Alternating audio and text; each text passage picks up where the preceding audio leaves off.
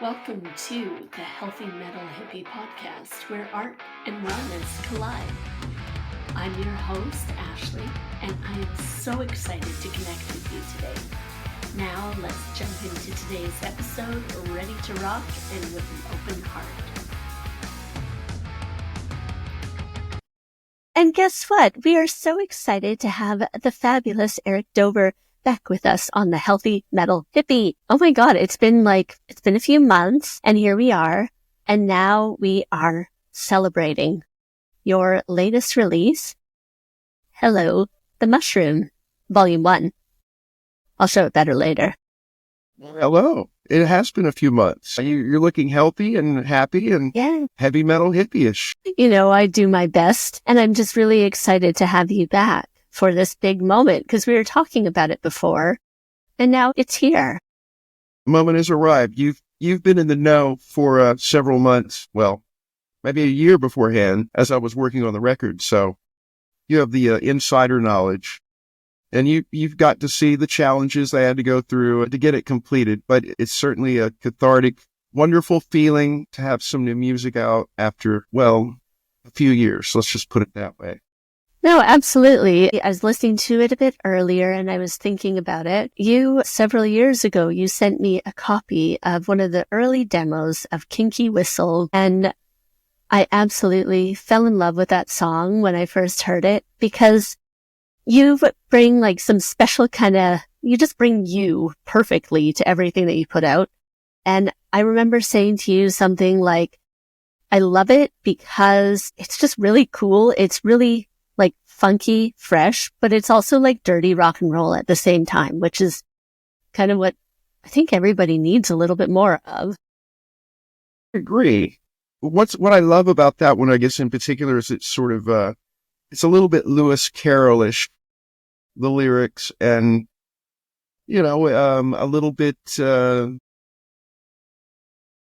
wouldn't say innuendo driven, but there's some good, healthy Benny Hill innuendo in there. Which is one of your favorites, right? It's just all in the spirit of fun. I mean, I do hear a lot of, there's a lot of rock bands out now. Rock and roll's changed quite a bit, Heavy metal just keeps getting heavier and louder, which is always good by me. But I would say that this Kinky Whistle's it's more groove rock, or as T-Rex used to say, boogie. Is that how you say it over there? Or boogie? Boogie. I like it, though. Thanks. Yeah, I think a lot of these songs, I don't know, like you said, I was listening, and I always feel, I guess I'm looking at it going, a lot of these seem to have a loving theme in some way. And do you want to just tell us a little bit about all the songs on here and, maybe some of the inspiration behind it? Sure. Yeah, I'll give it a go. Give it a go. I'll give it a go. Which song you want to start with? Let's go in order. Okay, let's go with The Only Lover. Yes, The Only Lover. Like with any of these songs, it really has to start with the music for me. So as a musician, you go into your studio, and every day you're working on something that you think is musically interesting. In the case of The Only Lover, that was a pretty easy sell to me because I really loved the riff. I could play the riff all day. I love it so much. Mm. And plus it just gave me a feeling of young love and, going parking as a teenager, which I know doesn't happen anymore, but almost like a David Bowie sort of sort of feeling of just being young and in love and maybe even a little hormonal. So yes, that one wasn't definitely inspired just from that feeling alone. There's a Bowie song that always gives me that feeling. It's Drive-In Saturday. It's almost a little Sha Na Na-ish, and I love that kind of approach because I do like doo-wop and his music. Well, everything really. So that was kind of the idea with that one. It's, I don't know. And that's it. It makes you feel, you're right. Exactly that young love feeling. There's that little sparkle, like when you meet somebody new and you fall in love, and it's just extra, like, I don't know, it's probably the wrong word, but I'm going to say it's kind of like cutesy romance, and I kind of love it. Playful, you know. Yes. Trying to be Playful. playful, mirthful. That's exactly it. There's another good word. Mm-mm. A little bit of mirth. Mirth, indeed. Yeah. No, I really, it's just, yeah. No, it makes me really happy, that song, because it's just, that's it. It is. It's light and it's lovey. And I'm a sucker for a good lovey song, I'm a sucker for romance. I am too. Yeah, I like music that will do that, because at least for me, it sort of seems to be rare that you hear one of those songs. But I mean, I do have those songs in my playlist of stuff that I like to listen to that gives me that same kind of mirthful, and a little bit sassy as well. Like, hey baby, I really dig your vibe, but I'm not going to be a sucker. Like, yes. You know what? I also think that some of those kind of songs that I love, that they're kind of simple, it's just it's exactly that, kind of like, hey baby, I love you, and let's go for a ride down Lover's Lane or something. And that's it, just being straight up and kind of like, I just love that. Or as they say in New York, hey, let's me and you have a talk. Go for a walk. I didn't know that they said that in New York. I can't do a New York accent. I don't have a good New York accent either. Well, I don't really have any complaints about today's music. At least I think with The Only Lover, there's a certain amount of naivety and innocence as well to it. I like that feeling better than something that's maybe too on the nose. Or, I mean, I've written songs that were over-sexualized and on the nose as well, but this one just kind of scratches a particular itch for me, so that's why I made it the lead-off single. No, it makes total sense to me. I do think it's perfect. I'm probably going to say that about like all the songs, because I just think it's all put together perfectly, but I could be biased. Go ahead. Too, so I like that. So, okay, now let's say, so if we go to talk about Lothario, that is the one that you've actually released as the first single, where you could listen to it on all streaming platforms and find it on YouTube, the full video and everything else. This, I think this was actually the second song that you ever sent me. Yeah. Also obsessed. It's such a great song. Thank you. I'm pretty happy with the way that came out. It really just sort of originally started as again, back to just music. I've always been a very big fan of krautrock, kind of the post-punk thing, like Trio with Da, Da, Da, and, or Can, bands where they have this like very cutting Stratocaster bite to them. So sonically, that was totally my inspiration on it. I've got my trusty Stratocaster out, and then the lyrics I kind of took from I'd heard this Spark song called Perfume, and it's about what you would imagine, perfume. And he's kind of like naming off all the brands of perfume. And I thought, cool. I think I'll just do that with names, which is not totally an original concept. I think there's, Lou Bega, Mambo No. 5 or something. Yes. I was like, well, why not? Let's just go for it. And then as I went along with it, I kind of realized that I didn't even have a title for it. But I thought, whoever this person is in the song is really lonely, aren't they? I mean, despite having all of these hookups or these girlfriends or whatever.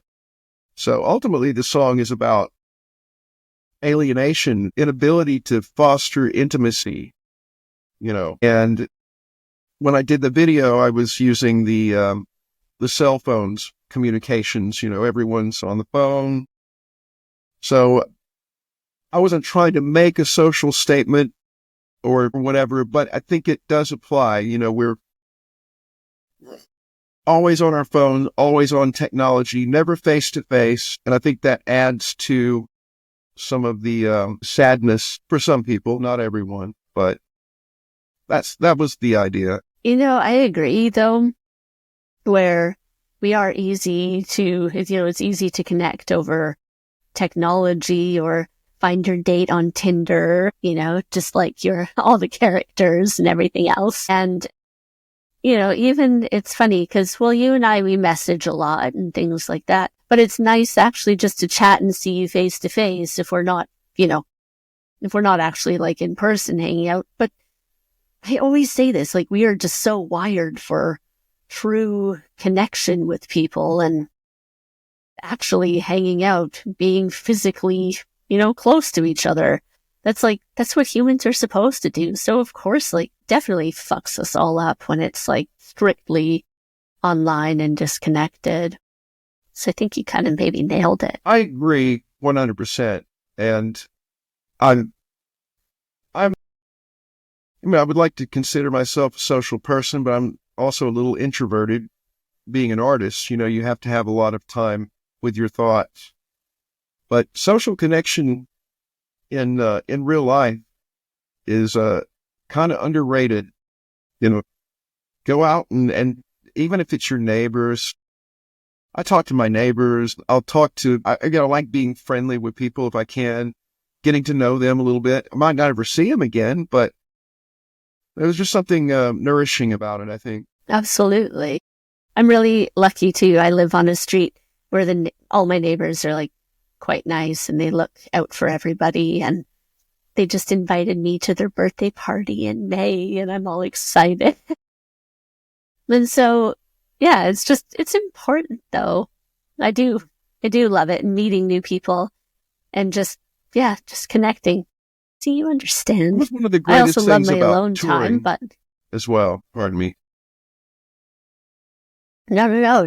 Yeah, I can understand that, where you meet. Right. I mean, so many people touring. From every walk of life.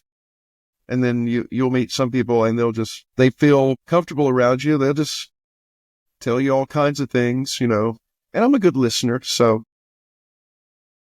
You are a good listener. Well, we met when you were on tour with the Lost Angels, and I think I was out having a smoke and you were out having a smoke, and then we just became friends. Yeah, it was totally random, wasn't it? I remember it was South End on was. C, right? Yeah, exactly, at Chinnery's, and it was random, and then it was just and then I came to the Colchester show, and then, besties. That's right. We're sending each other tea cozies. Yes.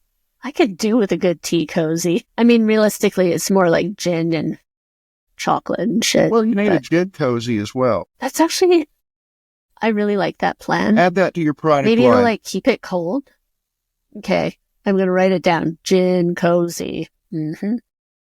Because anybody who knows me knows I like my gin. Mm-hmm. Well, I do know that It'd about be perfect. you. I happen to know your favorite brand. Yes, you do. And it's so good. I need some more of that. My sister sent me some for Christmas and I ran out. Time to restock. I need some more. Right? Oh, she bought me the big bottle too. Oops.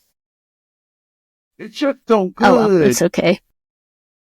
It is. It is. We're gonna share some soon. One of these days, I hope to. Mm-hmm. It'll be a good thing. So, well, let's see. So we talked a little bit about Kinky Whistle. So maybe we'll just go straight on to Spooky Boots. Yes, Spooky Boots came about. One day I was sitting around on the guitar and I thought to myself, I wanted to write something very heavy and kind of evil, for a better way to explain it. Metal bands are really good at that. They can try tone out all day, but I just wanted, came up with something, and I thought it was so disjointed, and it was sort of, devil chords too. So I put it behind a beat. Originally, I thought I was going to use it like some kind of fucked up dubstep or something. But, it doesn't sound anything like that. But the riff would have lended itself to something like that. Then for the lyrics are really a train wreck. Like they're a train wreck of the song essentially is about what happens when you're in a relationship with someone and it's like textbook so bad that it's just destroying everybody's life. And that's the impetus of where those lyrics came from, of being in a situation with someone that is just destructive and toxic and so bad. And then there's drugs involved and you see a person destroying themselves in front of you. So it's actually a really heavy, deeper song than I imagined writing really at the time. So it's sad and evil and gothic and, It's definitely heavy. And I really like it though. And then it changes up kind of a bit in the middle too, right? And yeah. And I think we all know somebody who's been in a relationship like that, maybe on varying degrees of shit, but. Right. Yeah. I mean, it was definitely meant for people that have been through something like that before. And what I thought funny about it, I mean, there's no way I could ever be Queen. The closest I could ever get to that would be doing stuff with the Licorice Quartet, where we all are very good at singing together. But I did try a little bit of that Queen vibe for some of the verses. And to me, It's funny too. I mean, that was surprisingly funny, even though the song is kind of serious. But you kind of need that too, like that little, and I agree with you. There is little funny bits where you go tee in the middle of it, but it's like, but sometimes, yeah, just that little injection of humor, it takes away that too dark feeling, like a Disney movie.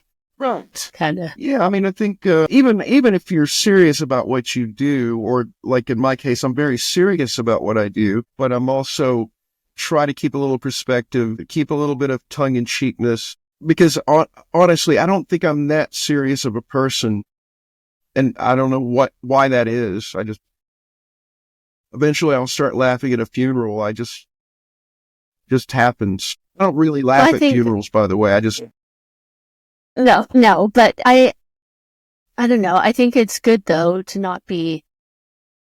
You're professional, obviously, but you don't have to be like stick in the mud serious, you know what I mean? And you can still be serious without being like stick in the mud, Yeah, because if you start getting way too serious, it just sucks all the energy out of the room. I've been in a few of those situations, and it's all about energy to me. If the energy is off in the creative process, you'll hear it. That's all. Yes. And then nothing good comes out. And I would guess that the work takes like 20 times longer. It does. I mean, there are situations with creatives where people hate each other and the energy was sucked out of the room before they ever got in the room, and it worked. But I don't know that it's not always like that. Like, I know the Police fought like cats and dogs, and as a result, they made amazing music. But I can't say that that's the general rule either. I've been in situations where, whoever the creative element of the band was that I was working with just might have been way too into seriousness. Like, there's a funny story of Steve Lukather talking on Rick Beato's show, I think, about the time he got fired from a session gig. Because, if you've ever met Steve, he's a pretty funny guy and fantastic musician, but he was playing on this client session, and the client had a song called But Love Her was the name of the song. And so they're all hanging out in the lounge and shit.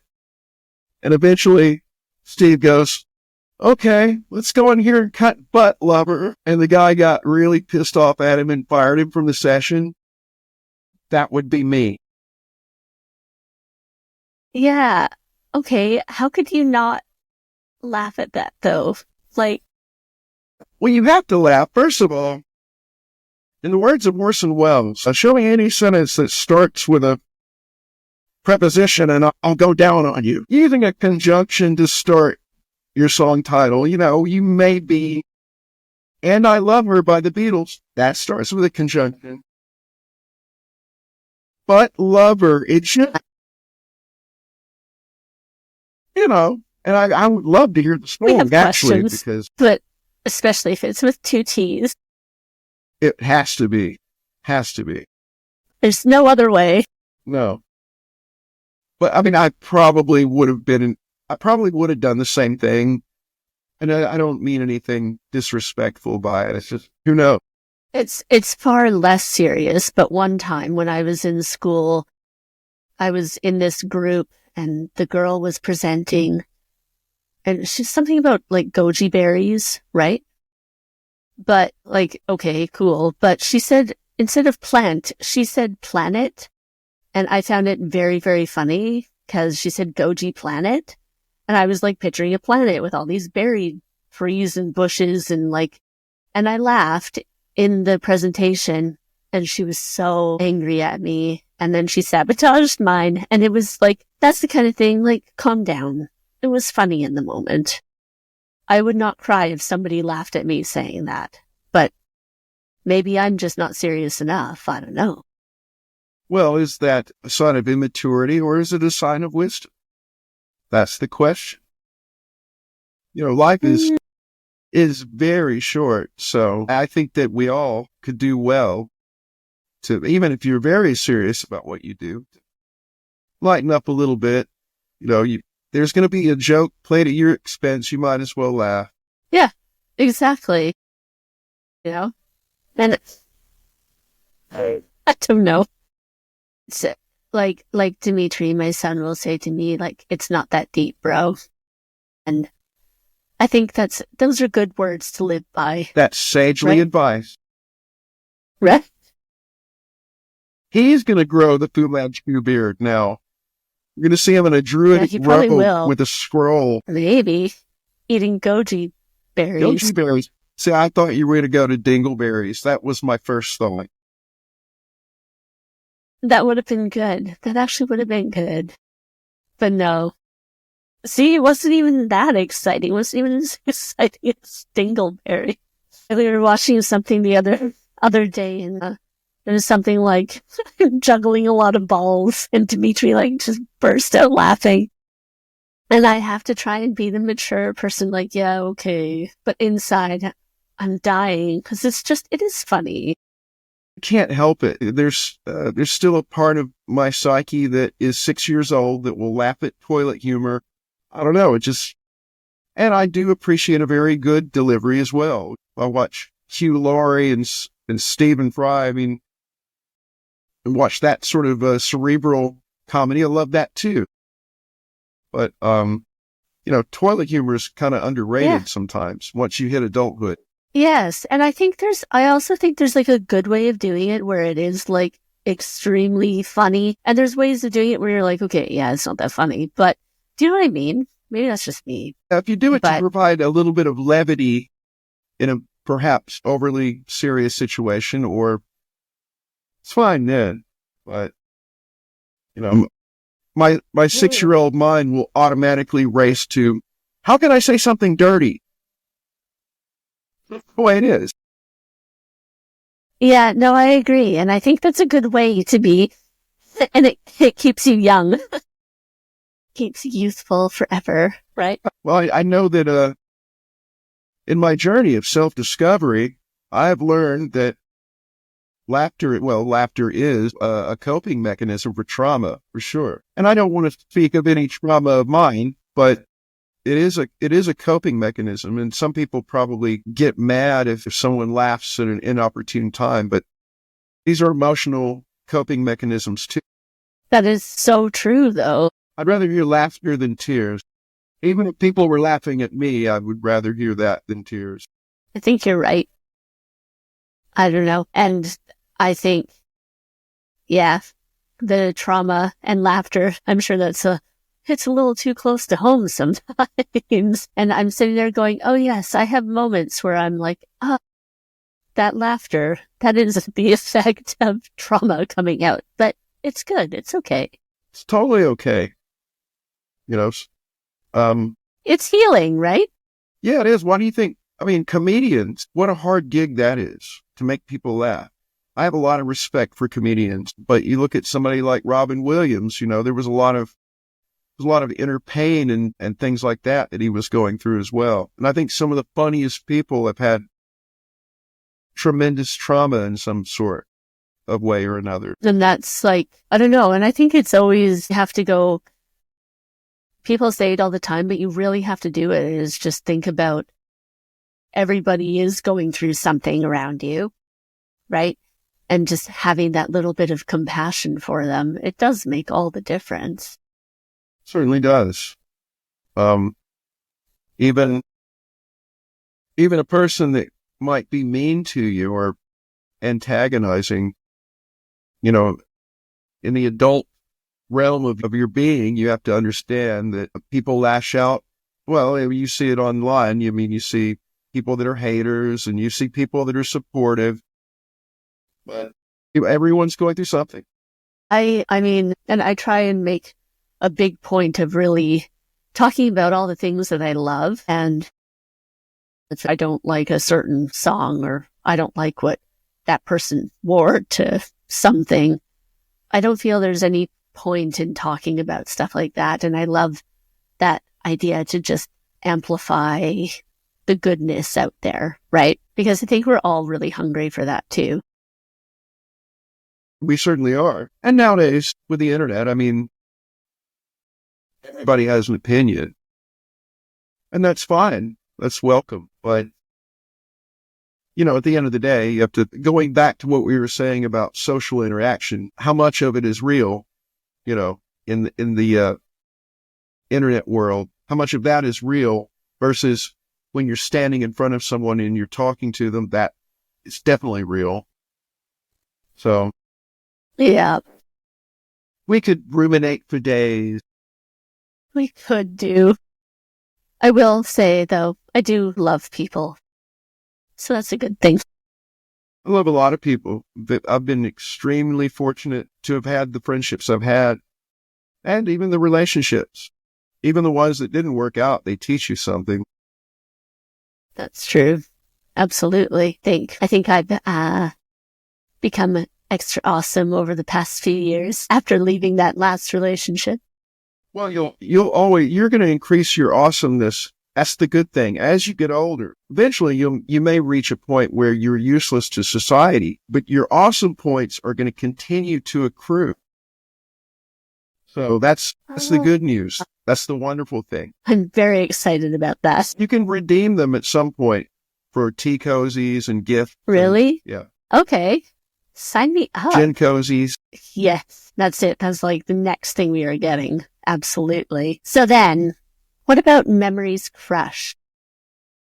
Memories Crush is actually the first song, the earliest song that I've written from that bunch of songs. And it was me trying to, just kind of felt a bit gothic and a little bit, I wouldn't say like depressed or anything, but just this ennui, if you will, to thinking about how much of that has to do with obviously what's in your head and how much of, those memories, right? Those memories, then I got to reading how, well, there's muscle memory, right?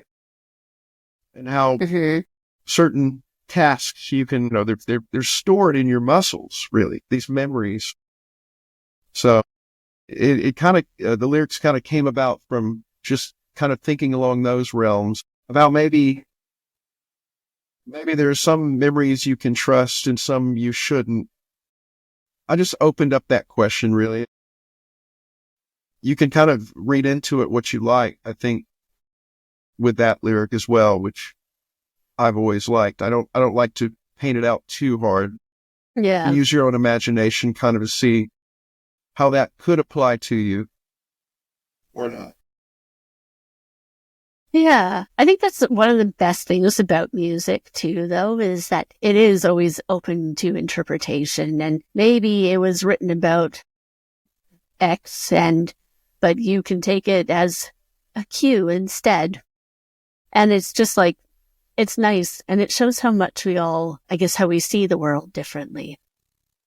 It's like, it is. It's one of the best things about music or poetry. Yeah, all of it can affect you in different ways. Like every musician, I love the Beatles, and I love the way that they kept those lyrics open-ended so you could draw your own conclusions. Not everything, but a lot of it, really. Yeah. There's some music that I'll hear, and it'll be so on the nose and sort of pandering, in my opinion. I might not get off on that as much because I don't want anybody to really tell me how to feel. But there are people that love when they hear a song that tells them how to feel, or, so there's no right or wrong way. Yeah. No, I agree. It's a lot of magic out there. My next song's going to be, I love you, baby. Why did you leave me? And then put in a bunch of cliches and stuff. I tell you, it's going to be a hit. The label's going to love it. That is actually going to be a hit. So wait, so will we see that on volume 2 then? On volume 2, I have a couple of contenders already to start with, but I'm thinking about trying to go weirder and maybe less, Yes, please. even less commercial. Like, I don't want to say prog rock, but I don't know. We'll just see. I mean, some of it could be epic, but I might write a 2-minute song or two as well. We'll just haven't painted the entire picture yet on that one. That's okay. I'm just saying that the Baby I Love You, Why'd You Leave Me, that's got to go on there. I've got a couple of those, actually. I think I have a few songs in the catalog at Sextus.com, which my spell check to this day is still spelling it as sexist. Thanks a lot, Apple. Where I look back and go, well, those were my feelings on paper, and I sang them, and I'm cringing a little bit, but it's just because it shows my vulnerability,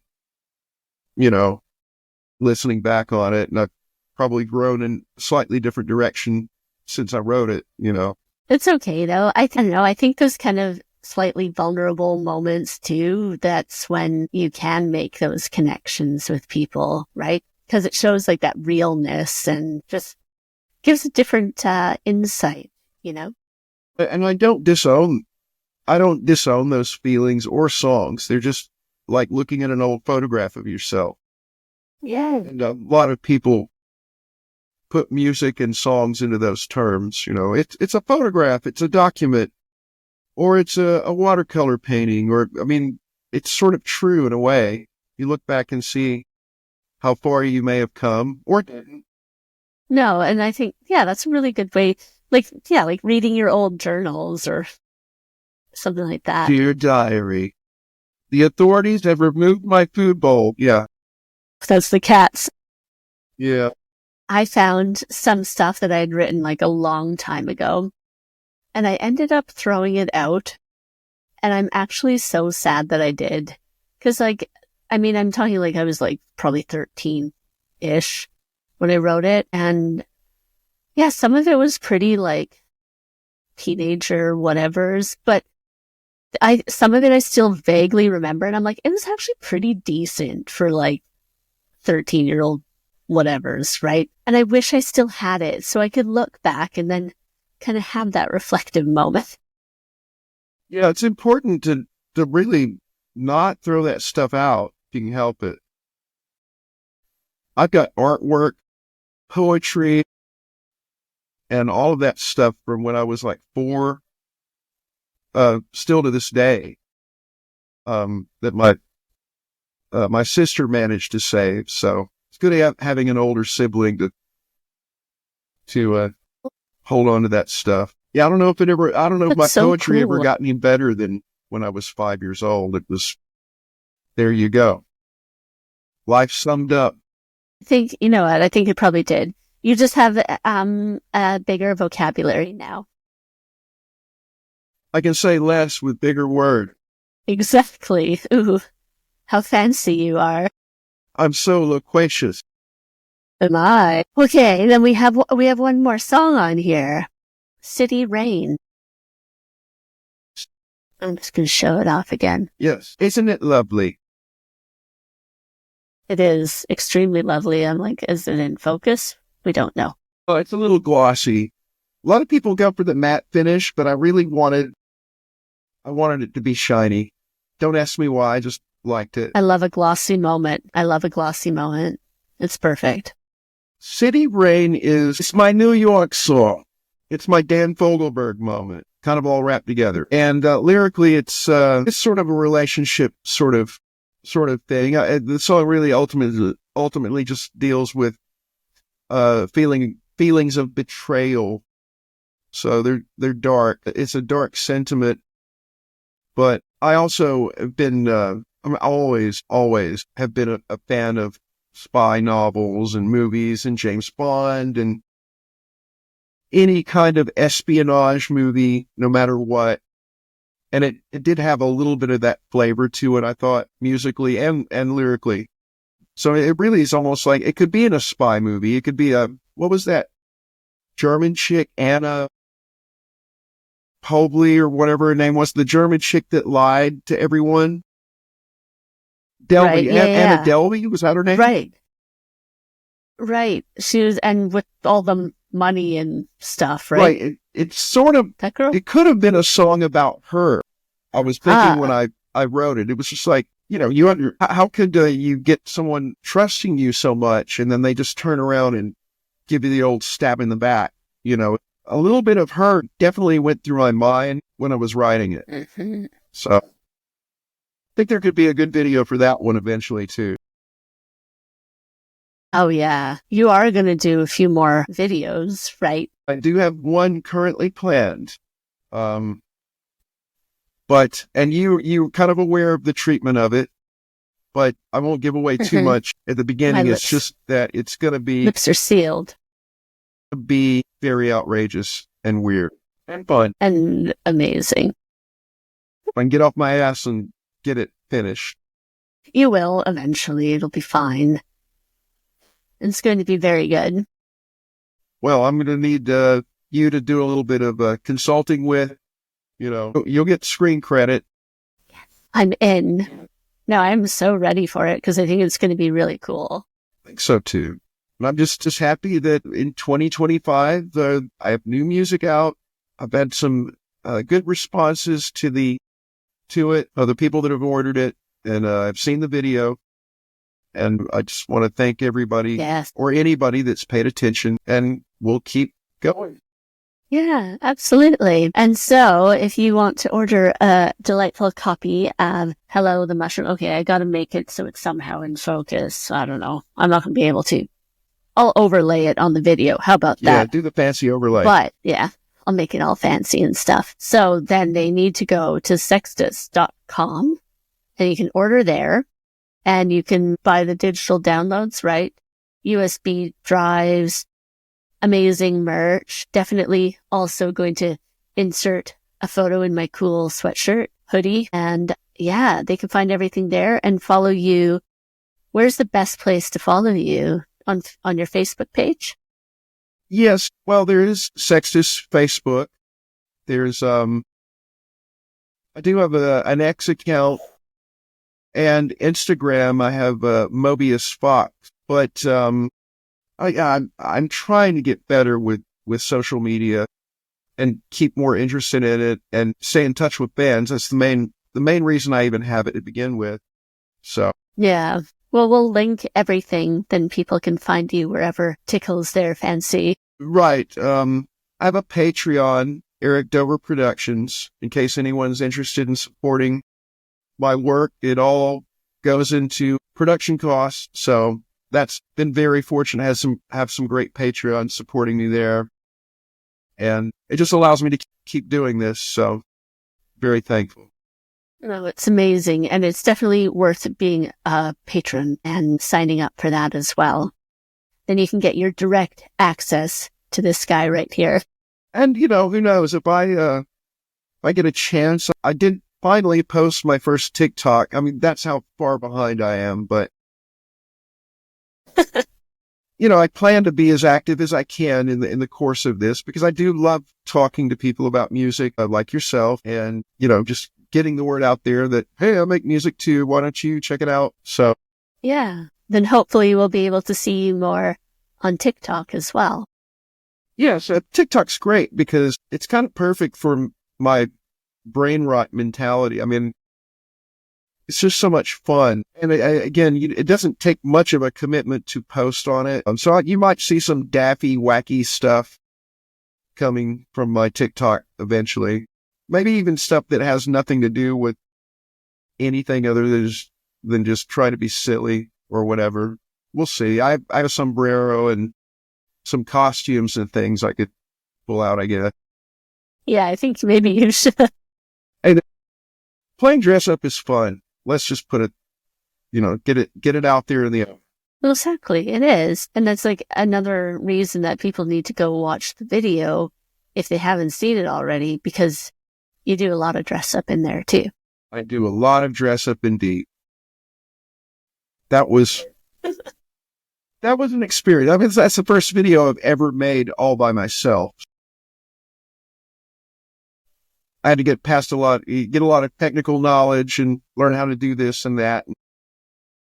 As I've said many times before, ChatGPT is a really good friend of mine lately.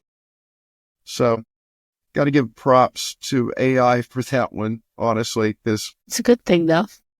And it made it work. And it worked. It's going to be even better next time. What I messed up this time, I'll have fixed by the next time, I promise.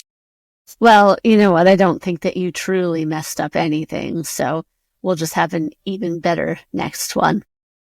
Right. And even if it is a little messed up, it's kind of good. Like, yeah. I think too, like, it's just an aesthetic observation, really, from me, but music is really, really, really perfect now. And I don't mind that, but I don't mind imperfect music either. I like that as much because I like the realness with it. That's it. It's real. We need that the mistake, real. It's kind of refreshing now and again. I love no effects. And Fat Mike was saying that he's like, you know what? We're a punk band. We can go on stage and play all the wrong notes, but we're going to play them in tune at least. And I like that. So there you go. It's total imperfection, but as long as you're in tune. I agree with Fat Mike there. He's got the right idea. I think so. Right? And I think too, and again, that's why people are just like, yes, we love it. Beauty in imperfection. Now, think about when Grimes went out and did her DJ set and it all technically screwed up. Hey, that was a good moment too. You got to see how it worked and when it doesn't work. Right. So she shouldn't feel bothered too much. I've had worse happen on stage, I can assure you. That's another story for another film. That's another story. Yeah. That's for episode 3. Episode 3. Let's just put it this way. I'm not allowed to drive a golf cart in certain states. So I'll just leave it there. Yeah, leave that one to your imagination. Well, thank you, Eric, for being again here with us today. It is always a delight to see you and to catch up. And especially now that we get to celebrate your new EP. I'm so excited. And like I say, if you haven't gone out to buy it already, it is time that you go grab it because it's just so fucking good. Thank you so much, Ashley. I've always enjoyed us chatting and talking this and that. Hopefully we'll get over to the UK sometime and make some more rock and roll memories. Yes. And Jen. And Jen too. Oh, I won't let you forget that. No, I know you won't. It is time. Well, thank you, Eric, and we will speak to you soon. All right. Y'all take care. Thank you. Thank you so much for joining us today on the Healthy Metal Hippie podcast. If you're looking for more, head to healthymetalhippie.com and let's connect. Until next time, wishing you a magical week. See you later.